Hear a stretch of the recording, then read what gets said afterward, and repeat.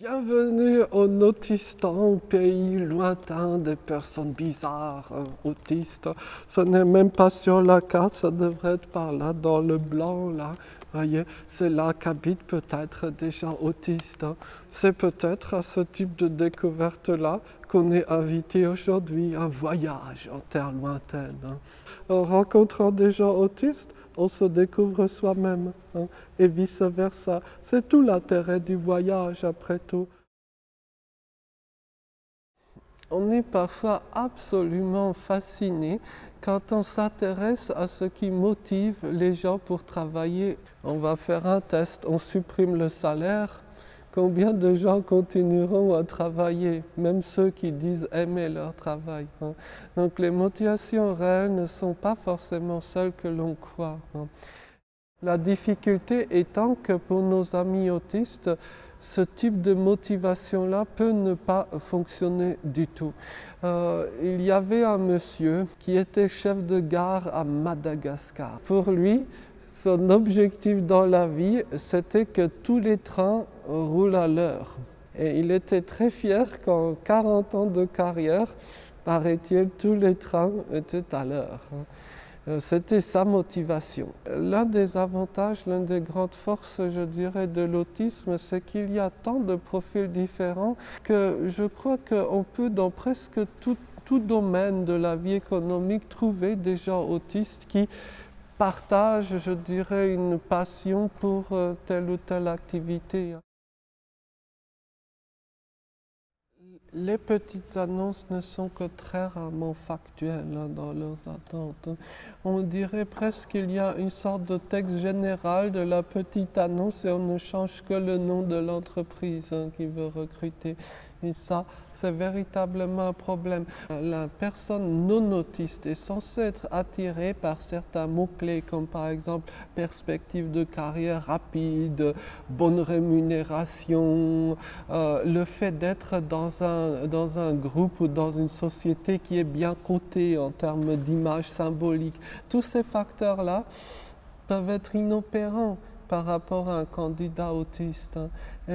Alors qu'il serait tellement plus judicieux de faire une liste précise des compétences réelles exigées.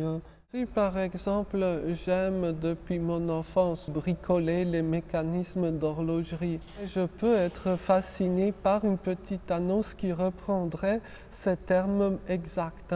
Par contre, une petite annonce du type horlogerie cherche vendeur polyvalent, excellent relationnel, là ce n'est plus possible. La lettre de motivation et le CV, fondamentalement, c'est un jeu de dupes.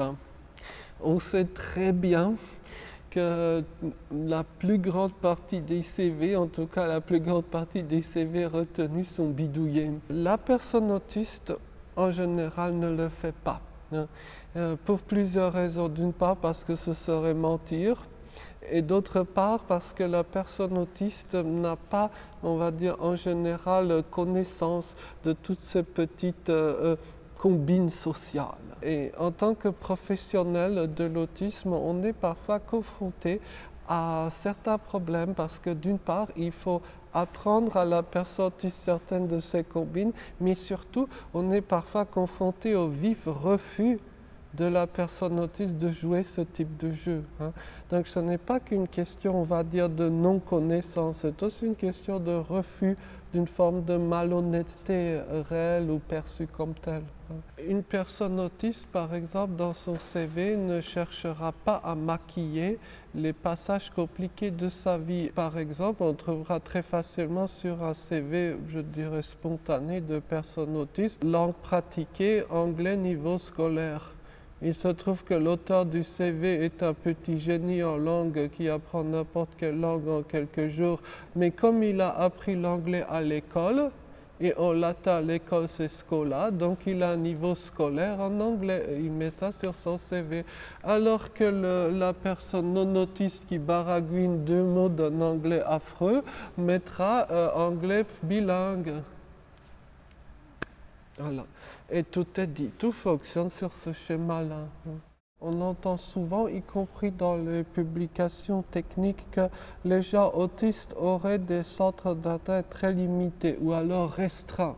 Dans la vraie vie, je dois avouer que lorsque je rencontre des gens non autistes, je suis parfois absolument abasourdi en voyant la pauvreté de leur centre d'intérêt. Simplement, les centres d'intérêt de la personne autiste peuvent sortir un peu des standards connus. Toutes sortes d'activités de bricoleurs, de découvreurs, de génie, etc. Là, on peut trouver toutes sortes d'éléments, pour ainsi dire, autistiques. Si vous embauchez une personne autiste, inutile de surveiller si, par exemple, au lieu de travailler, il ou elle écoute Britney Spears, quoi.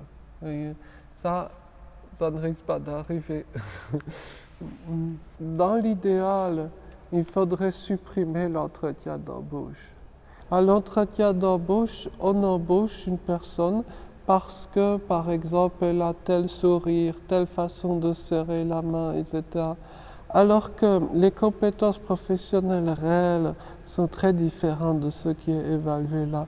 Et pour nos amis, les personnes autistes, cela vire à un jeu de massacre. Dans le monde, on va dire anglo-saxon, l'employeur veut voir si vous êtes capable de faire ceci, cela, et vous pouvez donc vous retrouver très rapidement en situation. Et si la situation fonctionne, vous êtes embauché parfois dans l'heure. Ce système-là peut être beaucoup plus efficace pour les gens autistes qui sont souvent autodidactes. Il y a beaucoup de gens autodidactes dans le monde de l'autisme et ça ne veut pas dire qu'ils aient des connaissances au rabais, bien au contraire. Mais je suis convaincu que c'est par ces choses-là qu'on peut construire une société plus viable pour tous. Mais regardez, nous vivons dans une société où il y a beaucoup de règles non dites, non expliquées, non explicites, et vous devez les suivre. Mais pour cela, il faut les connaître, il faut les deviner. Lorsque une personne est porteuse d'autisme, elle ne connaît pas nécessairement toutes ces petites ou grandes règles sociales, notamment lorsqu'il y a des exceptions aux règles ou alors des cas particuliers. Ça, c'est extrêmement difficile de naviguer dans cet univers-là. Les personnes autistes peuvent avoir tendance à suivre scrupuleusement certaines règles. Par exemple, si vous dites qu'on boit un café à 11 heures ou on boit le café à 11 heures, pour une personne autiste, cela peut passer pour, par exemple, la règle inamovible de l'entreprise. Précisément à 11h00, il faut boire un café. Autour de la machine à café, tous vos collègues commenceront à parler de leur week-end. Les récits de week-end, ça c'est un genre narratif extrêmement particulier. En tout cas, ces discours-là sont destinés à rendre les autres collègues jaloux. Et vous, pendant votre week-end, vous avez fait ce qui vous intéresse réellement. Par exemple, vous avez complété votre collection de bouteilles d'eau. Vous avez peut-être lu des livres, le 16e tome du manuel de morphosyntaxe du proto-élamite oriental, des choses absolument passionnantes. Vous êtes honnête, vous dites cela autour de la machine à café. Qu'est-ce qui va se passer?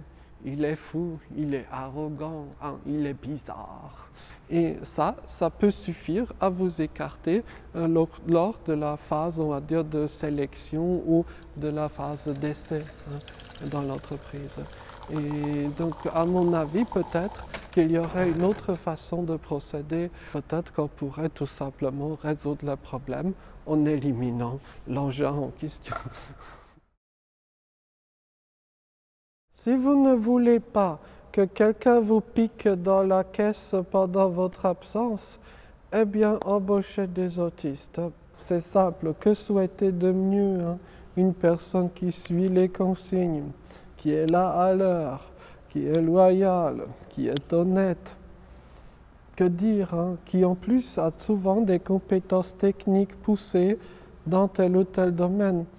Une entreprise a tout à gagner de miser sur des gens autodidactes parce que cela démontre qu'ils sont capables d'apprendre par eux-mêmes et non pas simplement parce qu'un prof leur a inculqué ceci ou cela ou parce qu'ils sont allés dans telle ou telle école parce que papa, maman le voulaient. Vous voyez, ça, à la rigueur, ce n'est pas un bon mode d'acquisition de connaissances. En matière de handicap en France, on a pendant très longtemps eu tendance à restreindre dramatiquement la quantité de métiers ouverts aux personnes handicapées. La gamme des possibles est très large. Chaque personne autiste peut avoir des aspirations complètement différentes. On pourrait essayer de mettre un accent prioritaire sur peut-être une dizaine ou vingtaine de métiers. Il y a beaucoup de personnes autistes parmi mes amis qui rêvent de travailler en bibliothèque. Il y a beaucoup de mes amis qui ont de vrais talents pour travailler avec des animaux ou avec des plantes, l'horticulture. Pour moi, ce sera dans une autre vie, je crois. On a toutes sortes de métiers liés à la couture ou au design. Certains designers bien connus sont autistes, il faut le savoir, et ils ne s'en cachent pas d'ailleurs pour certains. Et j'allais dire aussi, la clé de tout, c'est de permettre à des gens autistes ayant vraiment un profil très particulier, ayant vraiment des compétences très particulières, de pouvoir créer leur activité. C'est logique, si tout le monde fonctionne de la même façon, tout le monde obtiendra les mêmes résultats. Pour cela qu'on a besoin de gens qui pensent bizarrement ou autrement. Et je pense qu'on sous-exploite très largement ce potentiel-là des gens différents, des gens par exemple autistes. Combien, par exemple, de responsables d'entreprises, de patrons, si vous préférez, connaissent même de façon approximative l'autisme. Ils voient dans l'autisme soit un danger, l'autiste qui casse tout, vous voyez, le petit monstre baveux, ça c'est le vieux cliché, ou alors, je dirais, la contribution financière à payer. Aucune des deux réalités n'est très stimulante. Et donc c'est une autre réalité qu'on devrait présenter. En Asie centrale, pays des tapis, lorsqu'on regarde certains tapis, on voit qu'il y a de nombreux fils, de nombreuses couleurs. C'est justement ce tissage avec différents types de fils qui permet de donner la jolie toile, le joli tapis. Avec l'autisme et le non-autisme, c'est à mon avis la même chose. Pour avoir une pluralité de résultats, pour avoir du nouveau, on a besoin de croiser les perspectives, de multiplier les points de vue. Et c'est cela, la coopération entre personnes autistes et non autistes qui peut le permettre. C'est ce qu'on appelle dans le jargon la neurodiversité. Tout comme on peut lutter par exemple pour le respect de la biodiversité, eh bien on devrait également lutter pour le respect de la biodiversité humaine que l'on peut découvrir si l'on accepte de cheminer sur les routes lointaines du pays des gens différents.